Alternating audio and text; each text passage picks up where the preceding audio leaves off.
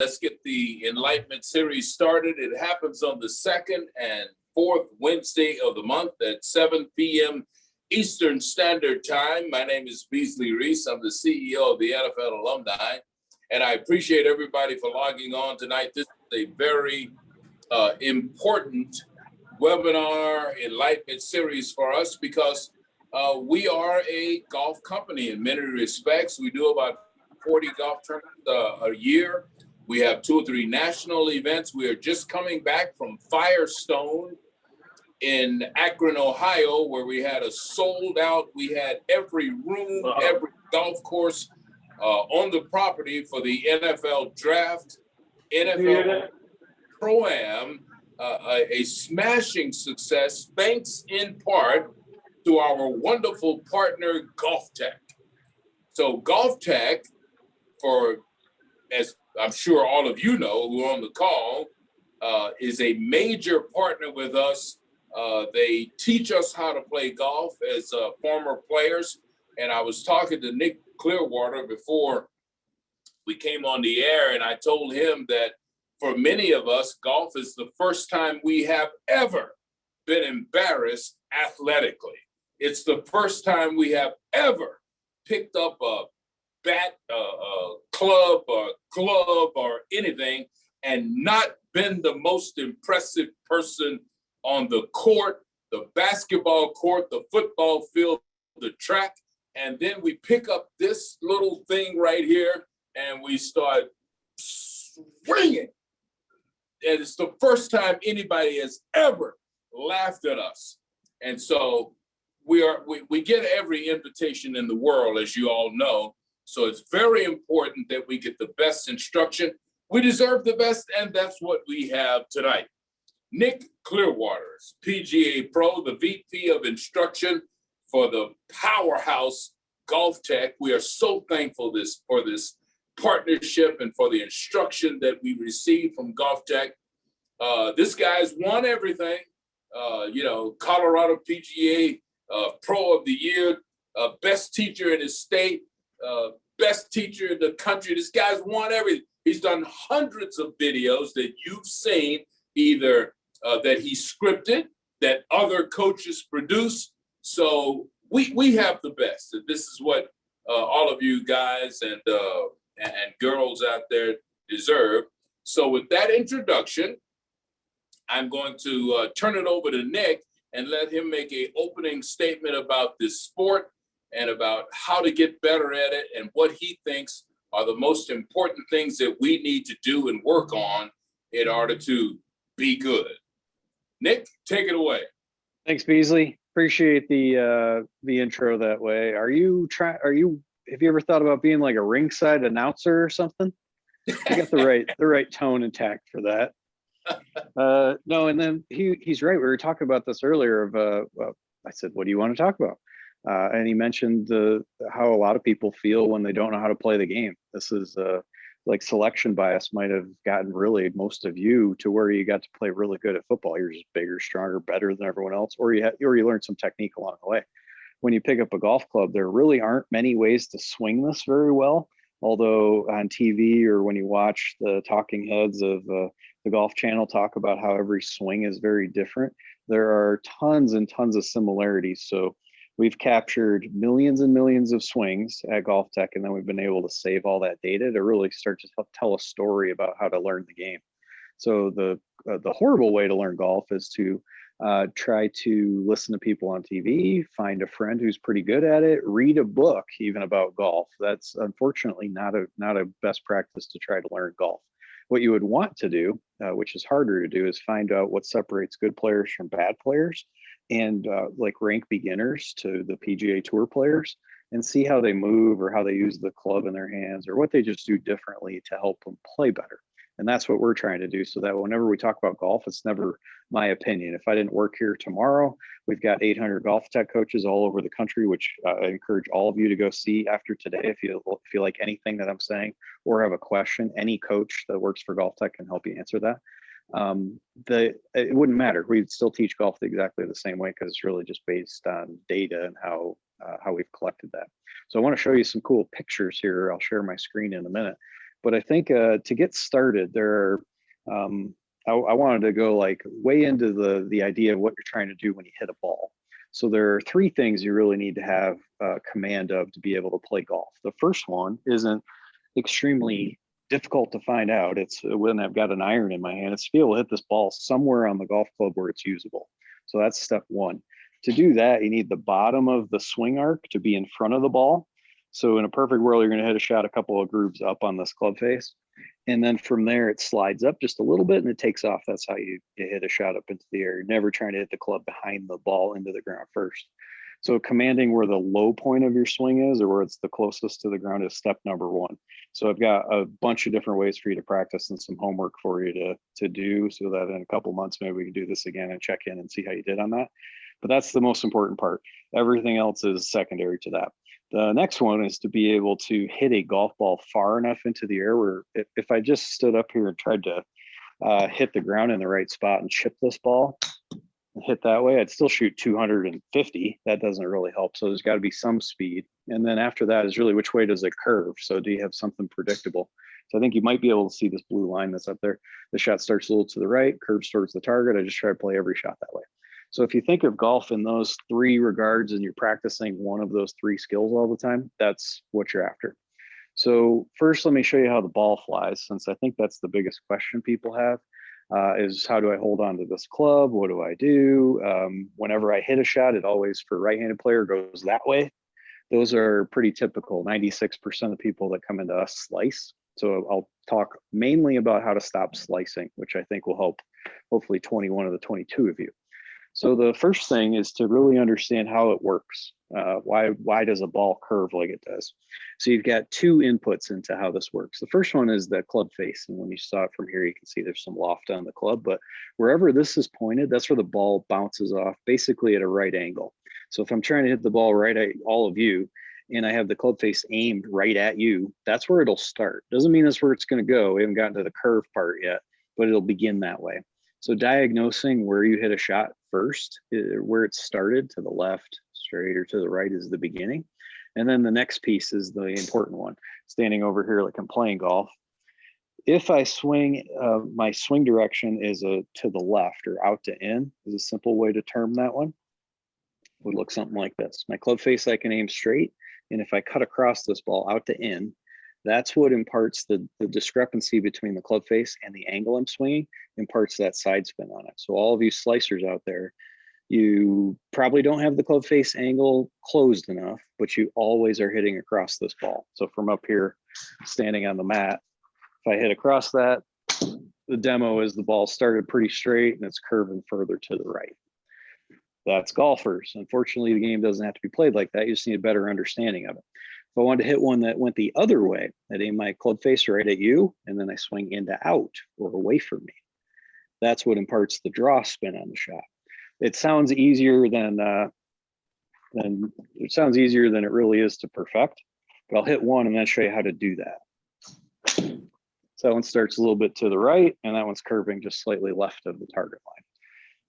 Most people who slice have both of those, the club face and the swing direction, so far off that it's almost impossible to do anything but almost hit like a greenside bunker shot with your driver. They launch really high, they spin too much. So a good way to start will be, let me grab a marker here and show you how you can practice this on your own. And I know Beasley's got a club, but I'm curious if anybody else does. Might as well start with how to hold on to this thing to make it easier to draw or easier not to slice. So you've got both hands. I've got a marker. I'm going to draw 3 dots on them, and anybody can do this anytime and it'll help you. So on my lead hand, for me, my left hand, the dimple between my wrist and my forearm, I'll put a dot right on that. You can easily feel that when you push down on your wrist. You've got one little spot in there that caves in to touch that dot. And then on my lead hand also, right in the heel pad or the palm of my hand, more or less, I'm putting a dot right in the middle of that. And then in my index finger of my trail hand, the very first joint, the very first knuckle, I've got one more. Those 3 dots can, if you learn where to put those on the club, it'll take you pretty far on the anti-slice routine. So the first one of the dimple between your wrist and your forearm, That one should sit right on top of the shaft when you look down on it. Yeah, I gotta see Beasley do this one really well too. I'm testing him more than anybody. So we put that right on the top, or if you're gonna turn it away from the target a little bit more so that that black dot that you see on my wrist is actually turned slightly towards the side of the shaft. The next one is the heel pad of my lead hand. I'm gonna put that right on the exact top of the shaft here also. Try to get there where you can see it.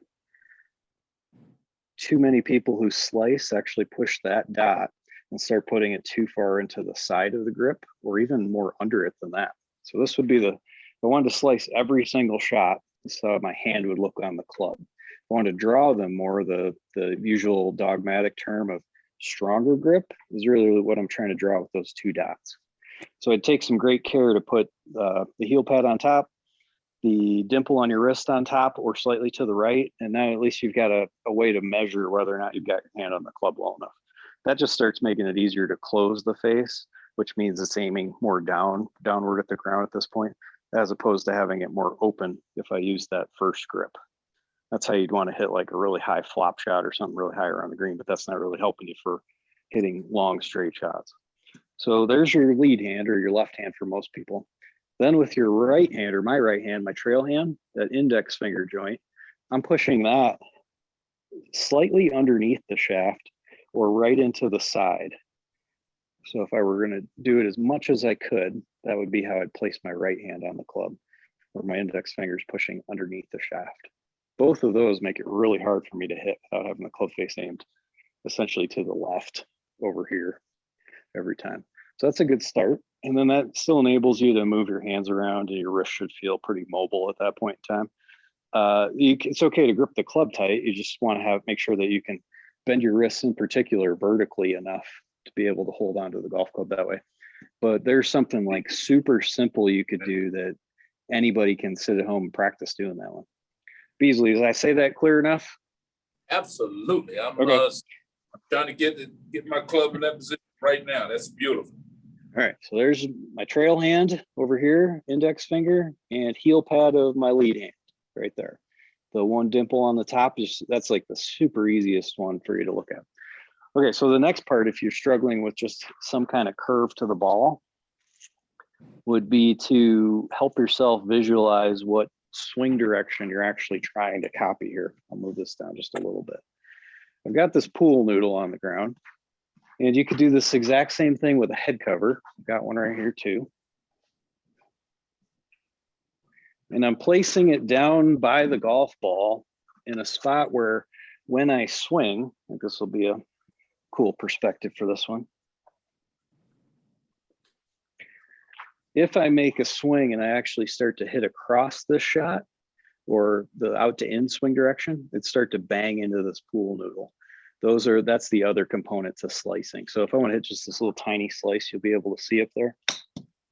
That one starts to the left and you can see the tiniest little curve to the right. If you put something down, you would at least be able to recognize whether or not your swing direction is trending like that slice move. So it's just enough of an angle in here where I can swing and miss that. And if I hit across it, I'll start bouncing this around on the driving range. I'll use this noodle because it's just easier to see and get out of the way. So this, if you do the grip that we just described, make a swing where you don't hit that pool noodle. I'll hit a tiny little shot, starts to the right, and then that one's curving slightly to the left. It's still to the right of the target, but it's not slicing that way. Super easy way for you to practice that kind of form would be take your grip and then lay something down on the ground every single time. I don't think Beasley mentioned this in the beginning, but if anybody has a question, you guys know the drill from all these events that you do every week. If there's something you want to ask, go ahead. To keep going on that part, we're on the anti-slicing and trying to build a swing piece. On the backswing, or just when you set up to this golf ball, just putting your weight pretty even at address is really good. There's no reason to lean significantly to the left or to the right. But if you did want to err one way or the other, surprisingly, it's more to the left or towards the target would be a better way to do it. But I'd still always tell you just keep your weight pretty even on your feet. all the way up to the top of the swing. So maybe just how you shift yourself around would be step number one of trying to learn how to hit a decent shot. In particular, that first fundamental of golf of hitting the ground in the right spot.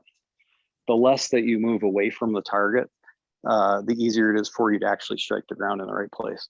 The minute you start to shift to the right quite a bit, now you've made that more complicated. You've got to have a lot more of the lateral slide on the way down to make sure you hit in front of the ball. And then on a more complicated story, that's actually a way to hit the ball very short, not really long. Like I think sometimes that story is really told. So beyond where to put your weight, an easy way to make your backswing. So you might notice, as you all do, you play golf and the golf clubs are bent. They're not straight up and down.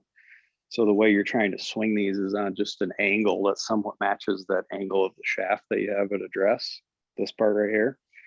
It's about the angle you're trying to swing it on. So to start doing that, even on the backswing, the butt end of the club and the path of your hands, moving those inward and behind you, it's a big piece to start hitting this far, because that's the angle that you actually want to swing down onto, and to help you miss that pool noodle or the head cover. That's a big requirement. So I say a lot of those with a caveat of there are many different ways to play, but this one is a pretty basic and pretty simple way of just thinking about golf so you can get out there and start hitting some decent shots. We think any questions so far about how to set up to it or how to hold the club or any of the backswing pieces? Good. That means I either did it really well, Beasley, or terrible. Which one? No, you did fantastic. I think my guys have that part of it. I've got a list of questions, but I want the fellas to chime in first to make sure that they get what they want out of this. Anybody have a question? I do. I've got a question. Can y'all hear me? Yes, sir. All right. The question I have is, when it comes to golf and forearm rotation, is it possible to have a decent swing without forearm rotation? Okay, good question. I can mock that out for you here, Cedric, for sure. I would say that is maybe something that's a little bit overblown relative to how significant it really is. So when you're talking about forearm rotation, you can twist the shaft open and close. There's a point in time where when you try to hit to make the ball curve to the left, like I just did right there, where sometimes it's commonplace to talk about how you want to twist the shaft or rotate it more coming through the shot. The way you're actually going to make the club face be more closed or pointing down from the camera view while I'm swinging more in to out than that, like when you bowl and how you watch some guys, or maybe you're really good at it too, how if you're going to throw a big hook, you let go of the ball, but your arm travels more outward than that. It's the same sort of theory that you're doing in here. So on the backswing, to get up to the top of the swing, you have to turn your forearm about 70 degrees, your lead arm. So it's twisting and turning. On the way down, though, you need to turn it actually a little bit less than that when you hit. And the piece that helps you close the face more is the flex of your wrist. So bending it like you're trying to flex your forearm. That feeling when you hit is the piece that helps you close the face to the path without starting to roll it too much. The worst way to play would be to open the face a ton in the backswing, like twist the shaft open. Then on the way down, try to coordinate how you're going to hit it. Then on the follow through, twist it more. I'd play golf much more of moving your torso and your arms across your chest to hit these shots. And that's what I'm demonstrating here. It's not the feeling of the twist. And then maybe to put you got it. And then to put a bow on it, like how you could measure that yourself, be after you hit a ball. So this is in my follow through. I would aim the toe of the club just up into the air, straight up. So that's this side, just going up. Anything more than that, and you're actually encouraging yourself to start to swing across the ball to do that. So it isn't helpful for drawing. So basically, the less moving parts, the more efficient your swing is going to be. In that regard, I think relative to what people's perception is, yes. There's still plenty of twisting and turning, but trying to do it more than probably what you do already is not the problem in your game. Okay. Or it's not the solution. Sorry. Yeah. I have a question. Sure. Hey, Nick, thanks. Let's just assume that you're comfortable with your grip, your setup, your backswing.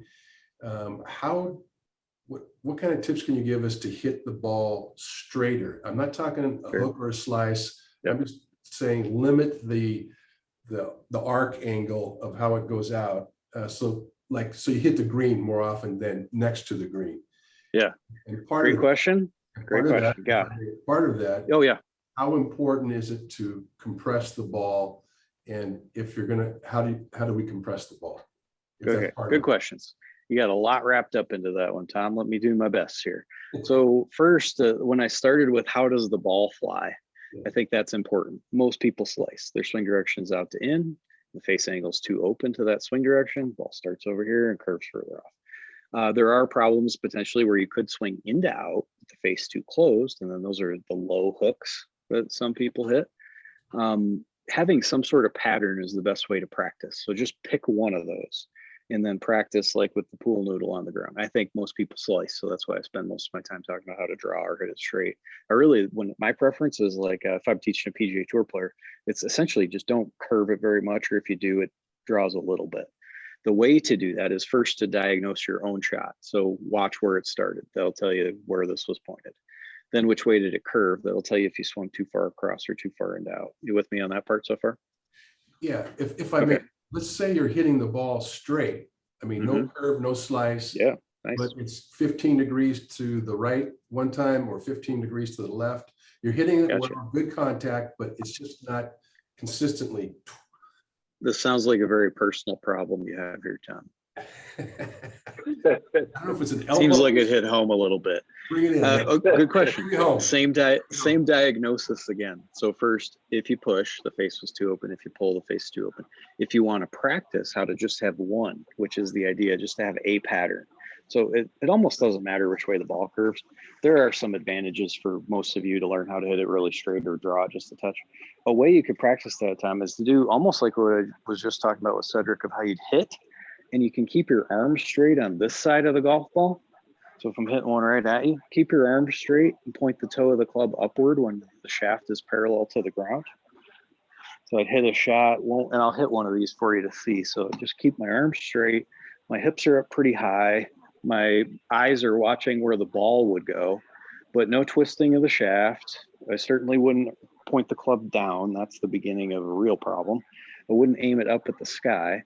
But learning how to just start chipping a ball that way and being able to stop your follow through, what you're really doing is teaching yourself some element of sameness where you hit the ball the same way, you follow through the exact same spot, and you just do that over and over and over. That'll start to teach you the command of the club face that way. So I might start warming up on the driving range, tiny swings, short follow through. My arms are pretty straight, just kind of running through those checkpoints and tap them. But ultimately, if you wanted to keep grooving yourself up from there, you could start hitting the shots harder with the same sort of form. So take out some elements of your follow through if you're having a hard time with the club face angle at impact would be my best advice for you. And practice just one shot at a time. Even though they don't have to go very far to get started, eventually they need to, but that'll teach you how to hit a low punching 7-iron that doesn't really start offline. Thank you. Yeah. All right, let me show you a cool piece of data, which I don't think it's hard to find. So I'll share my screen here with you. And all the other nonsense on my computer, but I think this is a good way to learn. Unfortunately, I don't know how it is with football, how easy it is to try to read a book or have someone who's just really good at something tell you what to do. But in golf, it's too hard. There are too many things that are actually measurably different between good players and bad players. And your differences between good and bad, as you found out with a golf ball, because the ball's round, but has dimples. Your club faces are kind of flat, but they're not flat either. You've got rain and all these other elements. Hitting a ball really far and really straight takes some precision that's very complicated to do. So a good way to learn golf would be to learn what separates players who are good or bad. So I've got this chart here. I'll explain what it is. Sorry, at elevation, talking for half an hour straight gets a little tricky. On the x-axis, or the bottom, I'll put my cursor on it right down here. You got really how good a player is. So you've got the pros represented by my friend in the green shirt here, and the worst players over here in the red. I kind of alluded to this point, but here's why I'm saying this to you. On the y-axis, you've got how close their hips are towards the target. So as you climb this this ladder up higher, the golfer's hips in the green shirt, his hips are closer to the target at the top of the swing. Now you can follow this trend from the worst players all the way up to the best, how about 4 inches of movement from their hips from when they started until they got to the top of the swing. Like this is a pretty decent amount. The way we're measuring it is with a sensor on the back of someone, but if you thought about just where your pelvis is at, the closer it moves towards the target, an inch or 2 is all I would really suggest from address all the way up to the top. That's really what separates some of the best players. This was one of the biggest separators of skill out of 100,000 different people that we tested and measured. So we take all these amateurs who come in, they tell us what they shoot, and then we measure how they move, and that's how this chart really comes to life. So I see too many people, especially I see it on Twitter, Instagram. I see some NFL players post their swings from time to time. And one of the biggest mistakes I see is probably the idea that you're trying to move away, like the swing in the red. But you might notice how it's hard for the player in the red there. While it is somewhat fictitious, he's making a real swing. Notice how he can't raise his arm up into the air very high.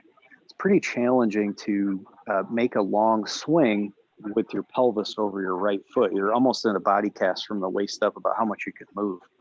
If I wanted to make the longest swing and just keep the center of my sternum and keep my head and keep my hips the center of that, and if anything, I might move them slightly forward. And I'm talking like the 1 inch I might have measured before, because now I can continue to stretch my back out more, make a longer swing, and keep turning more. So any of you who struggle with turning, it's not because you have physical limitations, obviously.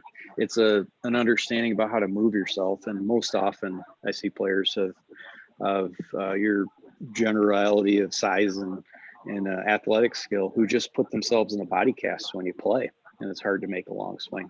So it's hard to draw or hit straight shots like the picture in the red. It's hard to hit the ground in the right place. And it's usually done under that false premise that you're going to hit it farther by moving to the right. But if that were true, then everyone in our study would actually do that. And in fact, that's how the worst golfers played. Here's a way you could measure that on your own too.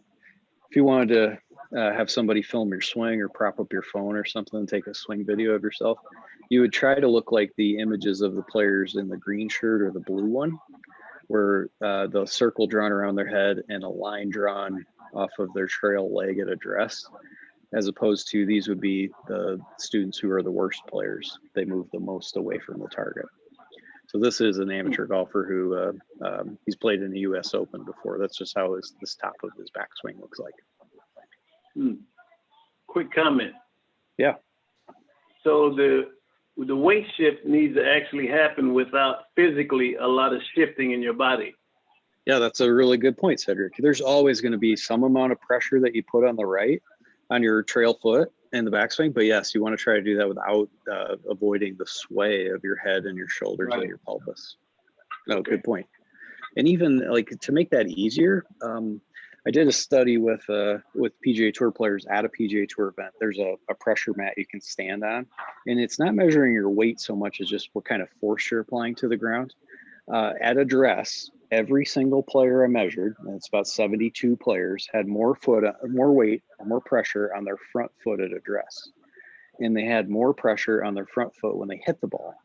Now at the top of the swing, it was a little bit more of a variance. They saw some who kept their pressure pretty even. Some shifted their pressure to the right, but didn't move their head around. It's almost like trying to shift off is just the start of you not looking like a PGA Tour player. Yeah, okay.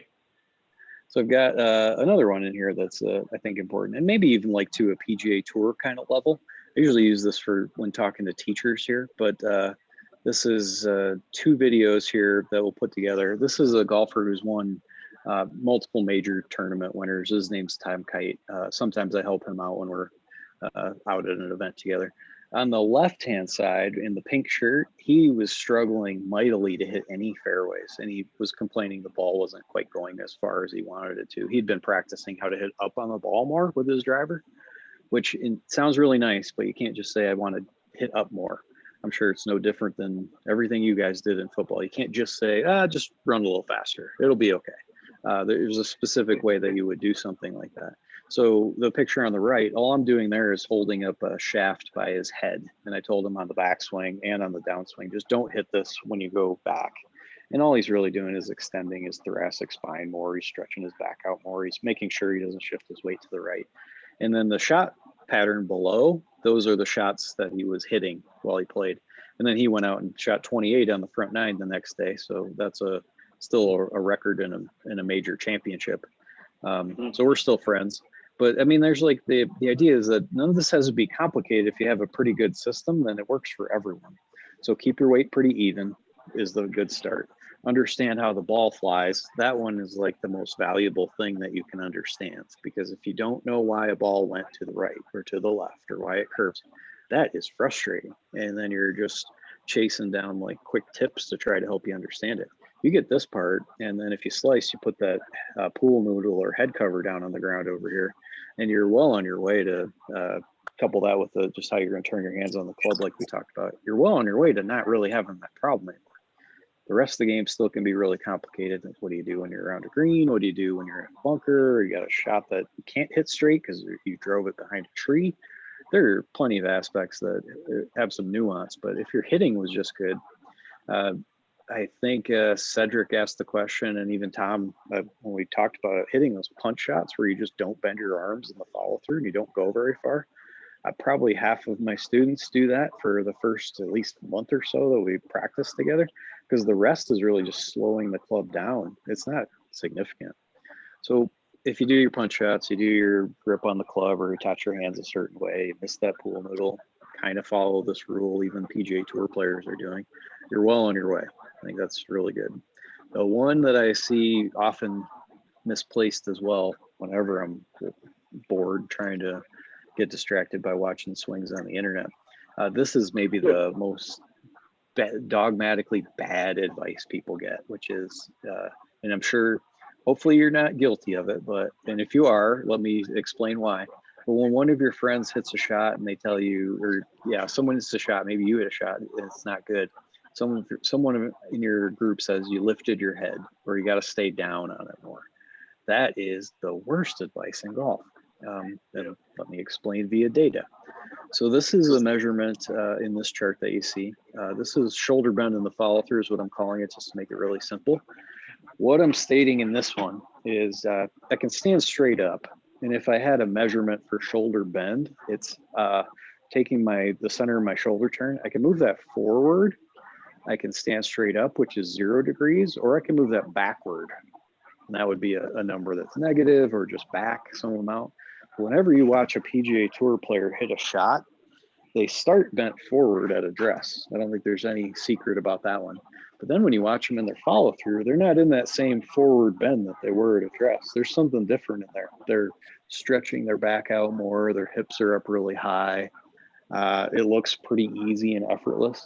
And meanwhile, I walk up and down the range, or I get really bad players who come and take lessons once in a while. And they'll hit a shot, and they're trying to literally keep your head down and stay bent forward through the shot as if that's the magical piece of the puzzle. That's like the most oversimplified bad reason to try to do that. So I'll jot through this graph maybe first. So on the left-hand side, you see where the red shirt player is. He's looking more like a pointer dog. Eyes looking forward, his nose is aimed towards the target. It's the closest thing to the target. Then as you move across the screen, that red line starts turning yellow, green, blue. What that's telling you is that when your right arm is parallel to the ground, that's what we're calling the follow through in this spot. He's bent backwards more with his shoulders. So that backward bending, and anybody who wants to stand up to do this, is how you could learn how to do it. Stand straight up. And then what he's demonstrating in the green is everything from your sternum up to the top of your head, that goes back. Kind of like you're stretching out your chest, or real proud chest is a simple way to think about it. You want to do that because that's what enables you on the downswing from hitting the ground, from smashing this club into the ground. If I stayed bent forward, I've got a real problem of hitting 1 foot or 2 feet or 3 feet behind the ball. So the best players have figured out through trial and error, that when the club's getting close to the ground, they know, oh, I got to do something, and you start to bend yourself backward, and that's what gets the butt end of the club or the grip end here to start to go upward. And that is huge to hitting this far and moving fast. The only way you can survive if you're going to stay bent forward and truly like look down longer is to start bending your elbows or your wrists to try to miss the ground. And now you're just playing like a game of chance of how you're going to hit all these shots. And every time you get near the ground, you got to pull the club in towards you to hope that you miss it. So a great way to practice is what Beasley's even doing there. Do your follow through where it's not real long and look like my friend John there in the green. Keep your legs really straight. You're not trying to bend your pelvis backward. It's only from your sternum up. And that's important because if it starts to hurt your back, then you're taking your tailbone and just jamming that too far forward. And now your lower back is starting to support a lot of your weight that way. So your legs really straight, stretch out your neck and your sternum backwards, and that's going to help you. It's like almost golf 101 of how to play. It's the only way you've got a chance of hitting this shot with both of your arms straight, like you see so many people on TV, as opposed to making your elbows look like they're flexed 90 degrees and you're wiggling the club around like a windshield wiper across the windshield.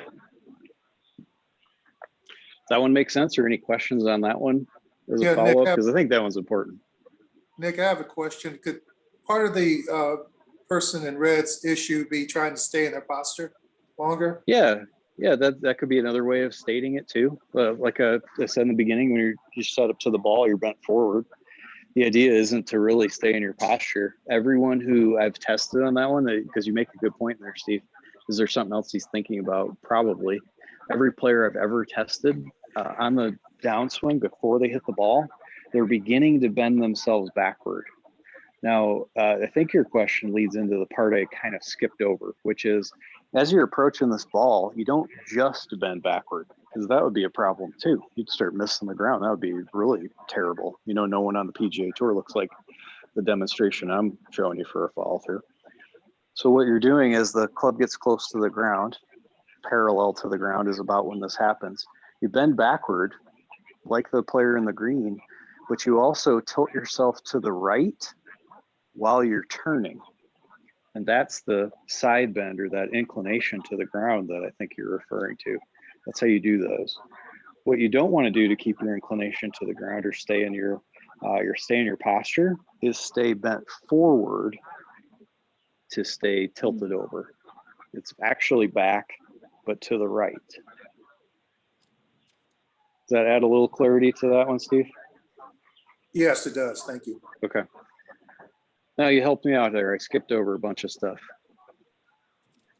So that moving yourself around through the ball and getting this picture right is actually like fundamentals of golf are spit out all the time. Like there's the way you hold the club as a fundamental. It's not. If it was, you'd see players on the PGA Tour all have the same grip. They don't. And all the other fundamentals of aiming.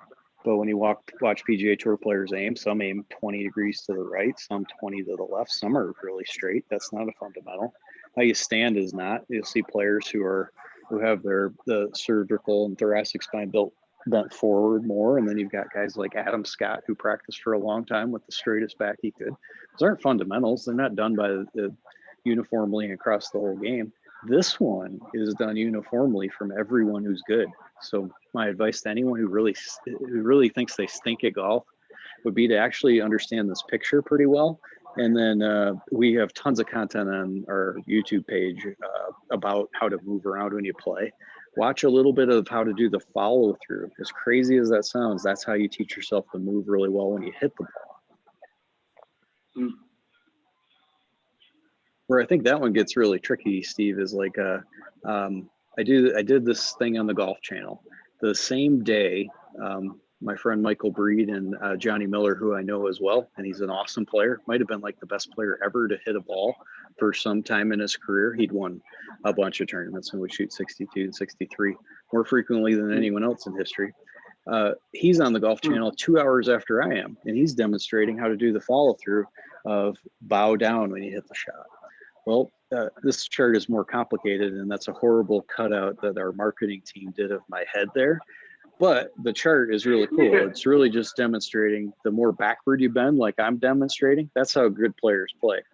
And then what Johnny's saying there, while it's a good feel for him, or he thought that's what he should do, or he read it in a book, or somebody told him to do it, that's not ever how good players play. And then when you watch him actually hit golf balls in his heyday, you see like the opposite of that. You see what I'm describing. And that picture on the right, Steve, your question about, you don't just bend back. You can see how Johnny's turned. His hips are almost facing the target. He's almost jumping off the ground. He's using himself as a catapult to go backwards. That helps him swing faster. But he's also got that massive side bend to the right. And it's the coordination of all those things that make golf really hard, but not impossible to learn. You just need someone who is a professional golf coach to try to help you if you're struggling with this. But it is what makes this hard for you guys, because while you're really good athletes by all regards, learning how to move yourself around a specific way is not, you're not necessarily born with this. Many people are, and those are the lucky ones. The guys you see on TV, most of them don't know what they're doing. They're just really good at it. But for everybody else, you have to learn these movements and how you tilt yourself and how you bend yourself forward and back and how you turn. And when you do those, because your spine angle and how you're moving yourself is changing all the time while you swing. And that's what makes golf hard. It has nothing to do with athletic ability in comparison to just understanding how to move yourself around. And I think that's where these big data pieces and these images really start to shine. Like these are a bunch of GOLFTEC students day one when they walk in, and they all resemble that Johnny Miller example. None of them said they could shoot less than 110. So the first thing you try to show them is how to bend backward, how to keep your arms straight, how to do that follow through that we talked about with Tom of just punch the ball and keep your arms straight. Those are just simple things that get you a long way in golf.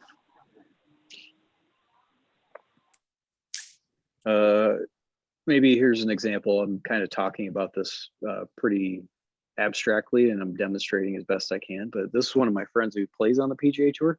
And this is the day before an event. Here's how he warms up on the range. Best advice I could give all of you would be do something similar. We'll take a little closer look at it. But in particular, you notice how his follow through isn't real long. He's got his arms very straight. He's not trying to bend the club behind him and put it behind his ears. He's just hitting like punch shots. What he's really just doing is practicing the sameness of doing the same thing over and over and over and over, including his follow through. But this one with his legs are really straight, his weight's on his front foot, his shoulders are bent backward. That's the skill that he even needs to practice that to some degree. He tends to hit a few of these shots where he bends forward a little too long, flexes his wrist, slicing kind of traits. So here's how he warms up. So let's take a look at maybe a little bit of intricacy into what he's doing here. So first, the start of the dress, his weight's pretty even. I don't think anybody would argue that too much. As he moves up to the top of the swing, you can pick out a tree in the background and notice that if anything, his head might have moved ever so slightly towards the target, but not much. And he hits his driver, not quite 300 yards very often, but 285, 290 yards. So he's a long hitter hitting like that. Then on the way down, he continues to move his hips towards the target. That tilts him to the right, which I said before was a big part of this. So while he's hitting, he's doing that bending backward in here. But now you notice that his spine is tilted a little bit to the right, so that as he keeps going, he's still tilted over to the ground. He's not just bending himself backward this way. Hey, Nick. Yeah. Mark Collins. Hi, Mark. How important is it to get your hips out of the way once you get the club in the slot to bring it down? How important is it to get your hips out of the way, to clear your hips? Yeah, so I think that's important and a good question, but it's another one of the things that are easy to see. So you can tell when I stand up here that I'm turning my hips and I'm moving myself around. What you don't always see is the tilting and the bending forward I just talked about, especially the commentators on TV who don't teach golf for a living. They just played at one point. The turning part is like the least important, but it's the easiest thing to talk about and to see. Yeah, I think it's so much more about how you bend yourself around in the other dimensions. So let me put a little advice on how I would do that. And you can get these measurements I'm going to talk about in most golf lessons these days. They don't always have to be at GOLFTEC. I really don't care where anyone takes lessons as long as you enjoy it. On the backswing, you're going to turn your shoulders about 90 degrees and your hips about 45. An easy way to do that is to change your knee flex in the backswing. So I'll try to get that where you can see it. To start with your knee flexed, on the way back, you want to actually flex your left knee and straighten your right knee. That makes your pelvis more mobile and it makes the rest of everything else that goes up much more flexible. That's a way to make yourself flexible. To try to turn in the backswing without changing your knee flex just makes it really hard. It's almost like you're in a body cast and I can't go any further anyway. So straightening your right leg, flexing your left knee, those are good ways on the way back. Then on the way down, if you slice, the last thing you want to try to do is turn more, because if you're watching anything I'm doing here, the more I turn, the more the shaft just pushes out away from me and I'm getting ready just to slice across the ball more. So that's actually not good advice for a slicer. Once you start to draw or hit the ball pretty straight, then the amount that you're turned when you hit a ball, that starts to become important, and 30 degrees is a good metric to keep in mind there. There aren't many players who turn more than 40 degrees. So I think sometimes the holy grail of people's swing systems are to turn as much as you can, but there's even a certain measurement in there that too much is not helpful either. Does that kind of put some color to it, or any follow up on that one? No, you're good. Perfect. Okay. You like that advice, Mark? Is that okay? Yeah, that's perfect, because I took lessons. I was with Butch Harmon for a while. Okay. And I was, back in the day, I was real stiff. And he was telling me, you know, just clearing your hips out of the way and let a bunch of clubs in the slot, just believing your swing and go for it. And I found myself playing in all these celebrity golf tournaments we play in. I found myself, you know, trying to grip it and rip it and just losing all my conformity of my golf swing. So went to GOLFTEC, got back to basics, and it helped me out. And that's why I just try to, you know, ask the question about clearing the hips, that kind of stuff in the turn. Okay. So even if you're talking about, sorry, I addressed the backswing, didn't really talk about the follow through. When you hit the shot, the amount that you want to be turned at impact is about 30 degrees with your hips. It's less with your shoulders. And your coach can measure that for sure. Then when you get to where your arms are parallel on this side, that's about when you want 80 degrees or close to 90 degrees with your hips and your shoulders when your right arm is straight. So that's a good way to, if you wanted to know how much to turn, if you practice this side of the ball, that'll help you get this part right. Because if I turn only, let's say 0 degrees, I'm still facing the target, essentially like I was at address on this side. I don't have enough time to actually get to the 90 on this one. If I do hit with 30 degrees open hips, it's pretty simple to get to the 90 degrees of hip turn, or essentially like the way the club's pointed now. Got it. That'd be a good way to practice. Then if you can do that pretty easily, then I would not be dwelling too much on how much your hips are turned. You should be going to something else. All right. Good topic. Beasley, how are we doing? You got any questions so far? You're so quiet. Man, I'm writing as fast as I can. And all of the questions that I had, you answered them through, through your instruction there. So this is fantastic. Now, I've always asked teachers what hits the ball. Yeah. So if you could just talk about what the power source is and what is the energy that hits the ball. Ooh, that's good. I wish I had this video up. One of my favorite ones is the vertical leap contest that you do in the combine as a way to explain that. So you've got a few different power sources. One is make a backswing where you're turned and close to the 90 degrees with your shoulder. That's giving you some potential power. Then the further you can keep the grip end of the club behind you, that's giving you even more potential power to go move the club head outward away from you. There's the turning part. But I think most people think of golf as it's just turning. And I can move pretty fast that way, maybe like 60, 70% of the max that I've got. But the piece that's sometimes overlooked is how fast I can move this grip until it's parallel to the ground, then how fast I can move this up. It sounds like complicated, weird things, but the way that you do that is by bending yourself around forward in the sagittal plane like this. You start bent forward, then when you get to the top of the swing, you've lost some of that forward bend at the top, and then on the way down you bend down again. And sometimes you might watch like old video of Tiger Woods, how on the downswing he actually lowers his head to the ground. A lot of players do that because the next part that's really critical to that, which is the swing I showed you in green on this side of the ball, where now you're bent backward. That's what helps you actually move this club really fast until it gets very close to the ball. Ultimately, it starts to slow down, but you're trying to get it going as quick as you can until you're about to ready to hit the shot. And bending yourself backward, like when you do that vertical leap contest, you're trying to hit all those rungs, you don't stand straight up and just jump. You actually start by bending yourself forward, stretching yourself back, bending forward again, and then leaping off the ground. And that flexing and extending, that's a big part of golf. So it's okay to, on the downswing, go down before you get back up, as long as you're doing that tilting, like you saw from Johnny Miller or the couple other PGA players I showed you. Well, like I said, you answered my questions during your instruction, and I stood up. You know, I've got a net here, and I made that swing with the tension and kind of leaning back and the straight arms punch move. And I'm telling you, that club, you know, I've played a lot of golf in my life, and that's a real speed move. I mean, that club was flying. That finish. That was. I could hear the whooshing. I promise. Good.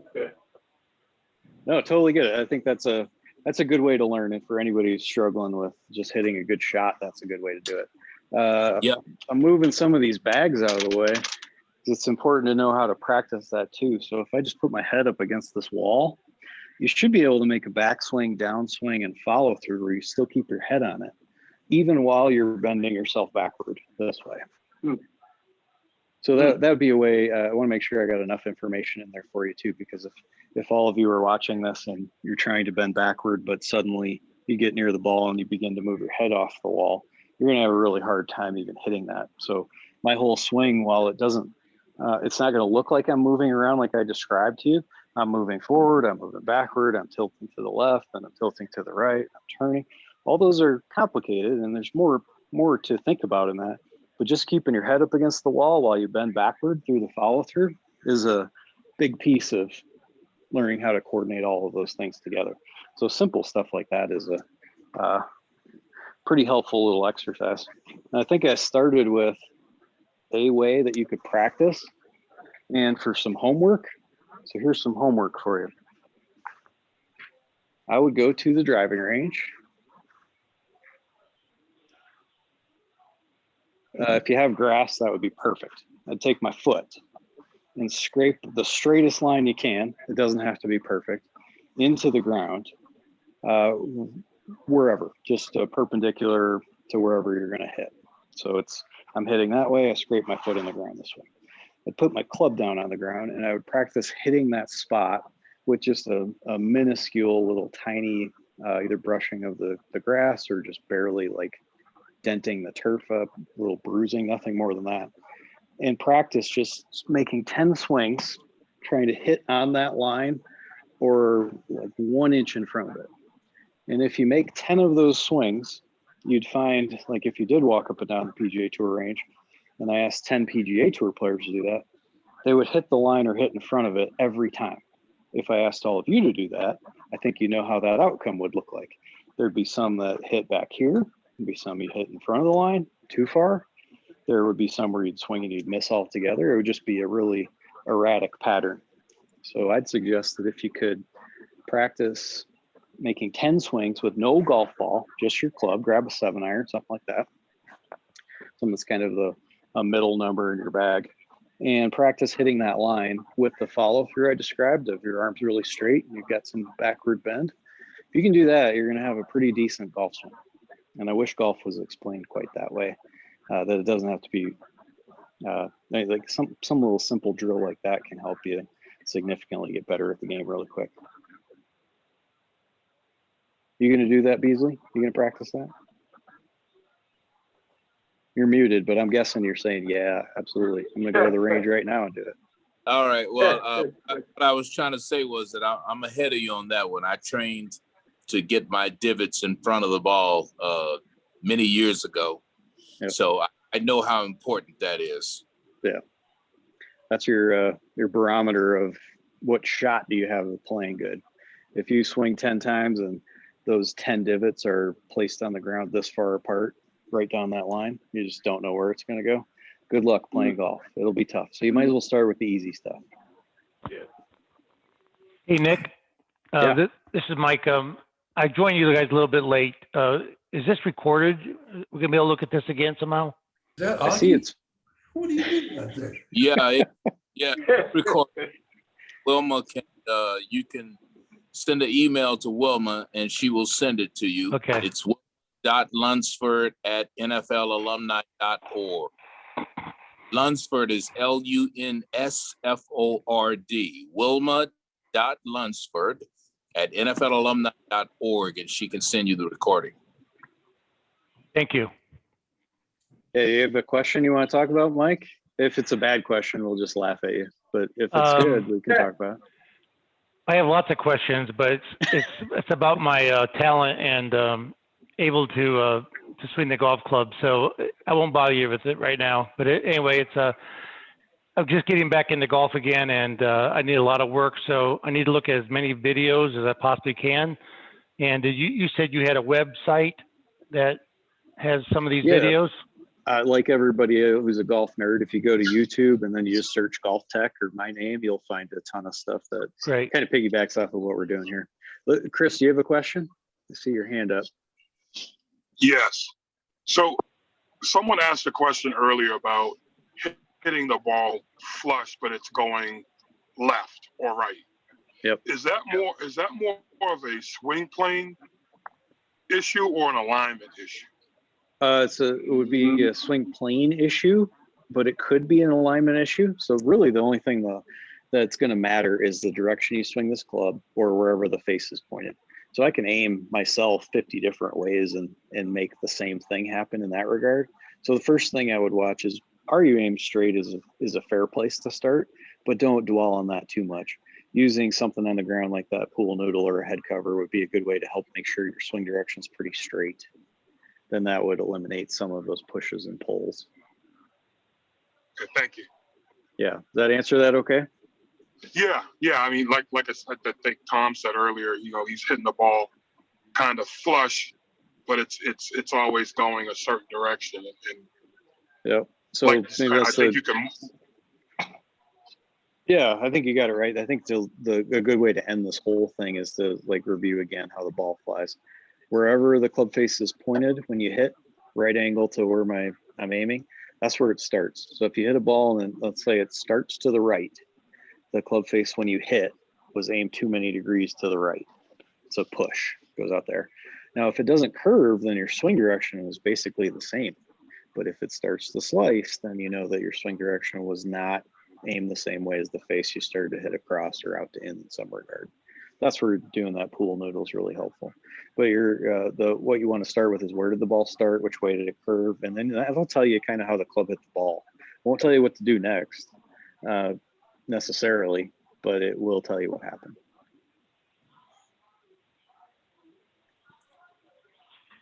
All right, everybody. I would like to keep Nick for another 30 minutes, but we've got to be fair to his time. Nick, I appreciate the instruction and the time. This was awesome. I think everybody on the call knows that, man, we learned a lot tonight. And I just want to make a public statement that Mark Collins is in trouble now that I got the right. You're in trouble. Why? I'm coming after you now that I got the right stuff. Hey, listen, Beasley.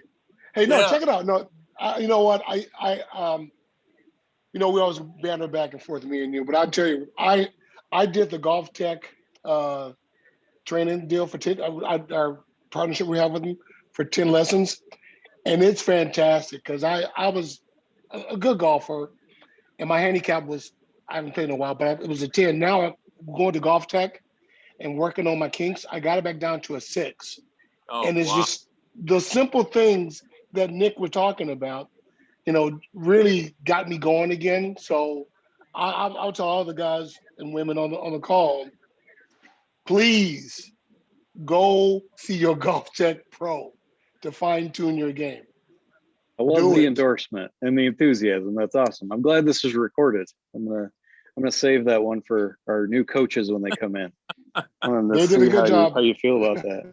Oh, that's great. And that's really that's our typical story. Yours is maybe a little bit better. Our average student drops 7 shots in a year. So it's a simple way to help you. And I'm so excited we have this partnership with you where you guys and girls can go take golf lessons with us and enjoy the game more. Yeah. Well, Nick, thank you. And thank you everyone for being on the call. We're gonna ask Nick for another hour in a couple of months so that we can check in with everybody who's here and see how you are faring. Hopefully you've gone to your local GOLFTEC and got personal instruction, kind of confirming and practicing the things that Nick has been teaching us. So Nick, thank you so much, my friend. And thank you everyone for tuning in to the Enlightenment series. I'll see you all soon. Thanks everybody. Bye. Have a good one. See you guys. Be good, guys.